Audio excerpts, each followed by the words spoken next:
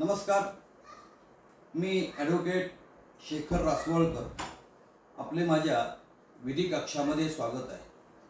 मित्रांनो, ज्यावेळेस आपण दिवाणी कोर्टामध्ये दावा दाखल करतो तसंच कौटुंबिक न्यायालयामध्ये पिटिशन दाखल करतो, त्यावेळेस तो दाखल करताना त्या कोर्टाला हक्क व अधिकार कसा आहे हे आपण नमूद करतो।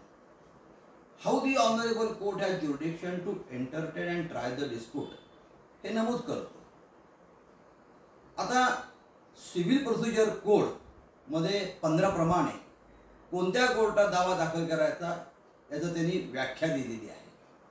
तसंच हिंदू विवाह कायदा कलम 19 मध्ये पिटिशन दाखल करायचा असेल तर तो कोणत्या कोर्ट तो कसा केला पाहिजे याच्याबद्दल त्यांनी 4 क्रायटेरिया दिलेले आहेत। त्यांनी पहिलं असं म्हटलेलं आहे की ज्या ठिकाणी लग्न झालं ते ठिकाण, दुसरं रिस्पॉन्डंट ज्या ठिकाणी दाखल करतो ते ठिकाण, म्हणजे पिटिशन दाखल करताना रिस्पॉन्डंट राहतो ते ठिकाण, नंबर 2।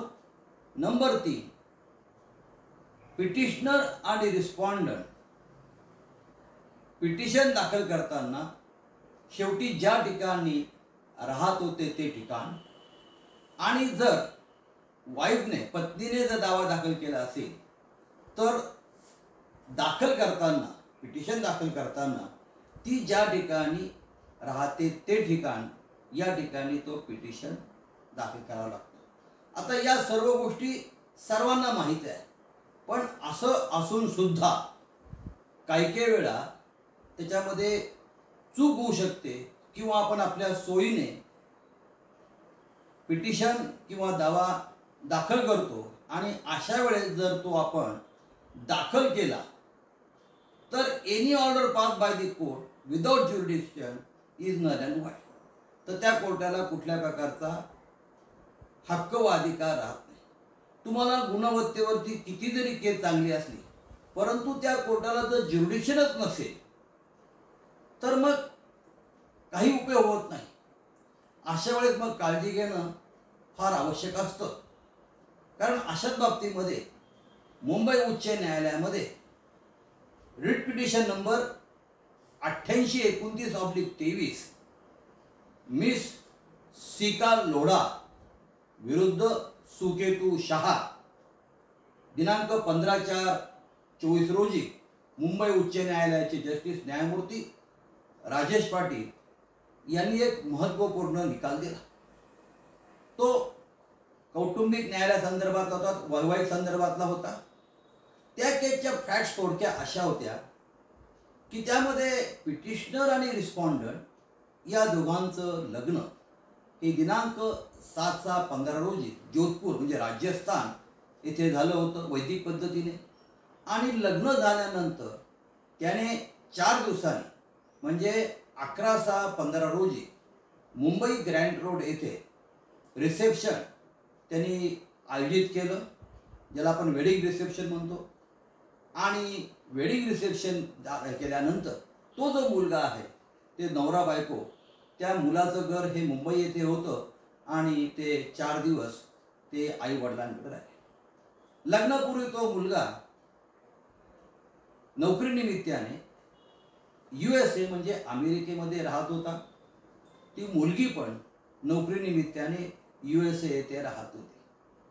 नंतर रिसेप्शन झालं, लग्न झालं आणि तो 4 दिवसांनी म्हणजे 15/6/15 रोजी तो बाय व्हर्च्यू ऑफ सर्व्हिस तो अमेरिकेमध्ये निघून गेला।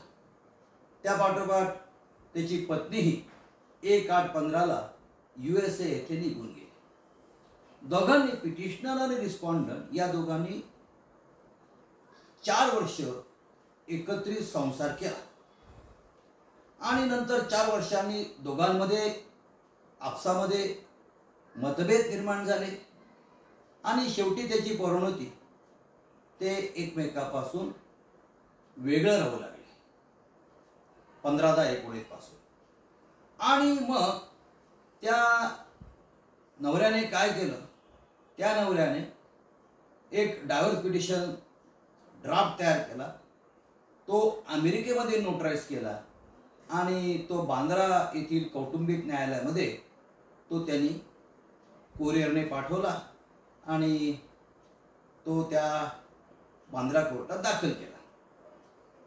आता बांद्रा कोर्टात दाखल केल्यानंतर बांद्रा फॅमिली कोर्टाने सुरुवातीला मेंटॅलिटी ऑफ पिटिशन या सदराखाली तो पिटिशन डिसमिस केला. त्यांनी सांगितलं की तुम्ही तिथे तयार करून इथे दाखल करू शकत नाही. मग त्यांनी काय केलं, त्यांनी आपल्या वडिलांना मुखत्यारपत्र दिलं आणि त्या मुखत्यारपत्राच्या आधारे वडिलांनी कौटुंबिक न्यायालय बांद्रा येथे तो पिटिशन दाखल केला. आता तो पिटिशन दाखल केल्यानंतर त्या बाईला, मग त्या बायकोला त्याची नोटीस लागली. दरम्यानच्या काळात त्या पत्नीनेही USA मध्ये 10/12/2020 रोजी डायव्हर्स पिटिशन USA दाखल केला. आणि ज्यावेळेस त्या बाईला म्हणजे त्या नवऱ्याने जो पिटिशन दाखल केला बांद्रा कोर्टात त्याची नोटीस लागली, तेव्हा ती कोर्टाने समज काढला असेल, इश्यू नोटीस टू अपोनंट, त्याप्रमाणे ती बांद्रा कोर्टात हजर झाली. आणि बांद्रा कोर्टात हजर झाल्यानंतर तिने पहिला मुद्दा असा उपस्थित केला की this court has no jurisdiction, this petition itself is not maintainable on the ground that this court is not at all jurisdiction to decide the dispute. तिने सांगितलं की आमचं लग्न कुठे झालं, आमचं लग्न जोधपूरला झालं, आम्ही नंतर अमेरिकेत गेलो, फक्त आमचं वेडिंग रिसेप्शन हे मुंबई येथे झालं आणि मी अमेरिकेमध्ये पिटिशन दाखल केला आहे. परंतु कौटुंबिक न्यायालय बांद्रा यांनी तिचा जो पिटिशन आहे तो रिजेक्ट केला, फेटाळून लावला. त्या निर्णयाविरुद्ध नाराज होऊन त्या नवऱ्याने मुंबई उच्च न्यायालयामध्ये रिट पिटिशन दाखल केला. आता ज्यावेळेस तो रिट पिटिशन उच्च न्यायालयापुढे हिअरिंगसाठी आला, त्यावेळेस कोर्टाने असं बघितलं की लग्न दोघांचं जोधपूर येथे झालं याच्याबद्दल वाद नाही, वेडिंग रिसेप्शन मुंबई येथे झालं याच्याबद्दलचा वाद नाही, दोघंही नोकरीनिमित्ताने अमेरिकेत असतात त्याबद्दल वाद नाही. आणि दुसरं महत्त्वाचं म्हणजे की दोघांनीही आपला आपसामध्ये म्युच्युअल कन्सेंट डायव्हर्स तयार केला होता आणि तो त्यांनी जॉईंटली तो सह्या केला आणि तो जोधपूर कोर्टात दाखल करणार, परंतु त्यांनी तो टेंडर दाखल केला नाही. आणि मग कोर्टाने असा विचार केला की मुंबईला हे फक्त 4 दिवस राहिले, जे एवढे कॅज्युअल रेसिडेंट असतात, त्यांनी कॅज्युअल रेसिडेंट म्हटलं आहे, आणि बाकी सर्व. आणि त्या पत्नीने तो पिटिशन डायव्हर्स मिळण्यासाठी अमेरिकेत दाखल केलेला आहे. मग या सर्व गोष्टीचा मुंबई उच्च न्यायालयाने सर्वांगीण विचार करून असे निष्कर्षाप्रत आले, ते कन्क्लुजनला आले की वेडिंग रिसेप्शन हे काही ज्युरिडिक्शन ठरू शकतं का.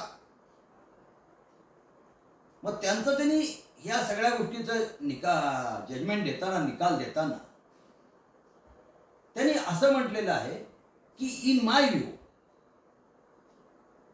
There cannot be any doubt, in my view there cannot be any doubt that wedding reception cannot be called as a part of marriage ritual. Ritual म्हणजे धार्मिक सेरेमनी, मॅरेज रिच्युअल म्हणजे तिथे फक्त काय झालेलं आहे, तिथे फक्त स्वागत समारंभ झालेला आहे. त्यामुळे स्वागत समारंभाची जागा ही काही ज्युरिडिक्शन ठरू शकत नाही. 19 सेक्शन मध्ये असं कुठेही म्हटले नाही. 19 सेक्शन काय म्हटलं, ज्या ठिकाणी लग्न झालं ते ठिकाण, ज्या ठिकाणी रिस्पॉन्डंट राहतो ते ठिकाण, लास्ट रिसाइडेड याचा अर्थ त्यांनी सांगितलं की ती कॅज्युअल तिथे 4-5 दिवस फक्त राहिली आणि हे काही रिसेप्शन हे काही होऊ शकत नाही. त्या कारणास्तव मुंबई उच्च न्यायालयाने कौटुंबिक न्यायालय बांद्रा यांनी दिलेला निर्णय रद्द केला.